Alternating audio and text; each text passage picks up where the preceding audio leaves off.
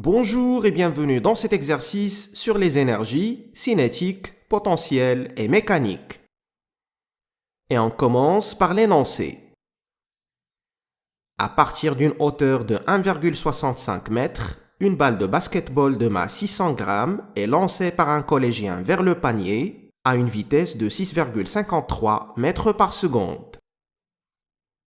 La hauteur initiale de la balle vaut 1,65 m et l'intensité de pesanteur est égale à 9,81 newtons par kilogramme. Première question de l'exercice. Calculer l'énergie potentielle de pesanteur initiale de la balle. Deuxième question de l'exercice. Calculer l'énergie cinétique de la balle au début du mouvement. Et troisième et dernière question de l'exercice. L'énergie mécanique de la balle se conserve. Calculez alors sa vitesse lorsqu'elle atteint une hauteur de 2,55 mètres. Tu peux mettre la vidéo sur pause et tenter de trouver les bonnes réponses. On revient pour la correction dans 10 secondes.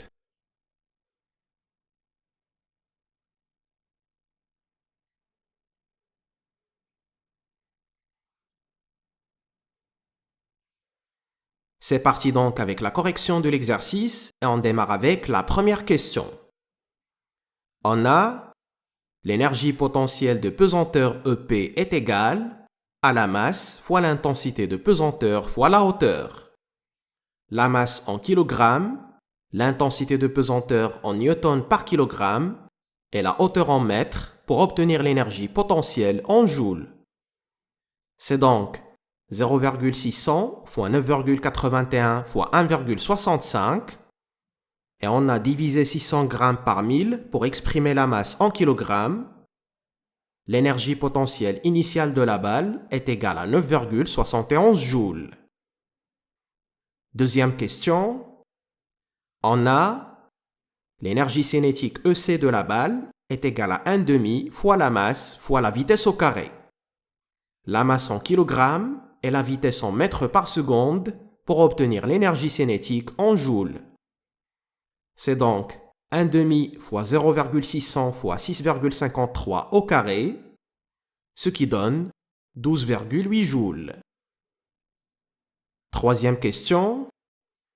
L'énergie mécanique initiale de la balle correspond à la somme de son énergie potentielle initiale et de son énergie cinétique initiale.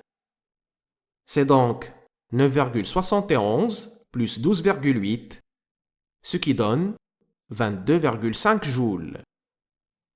L'énergie mécanique se conserve et donc en toute position de la balle, la somme de son énergie potentielle et de son énergie cinétique est égale à 22,5 joules.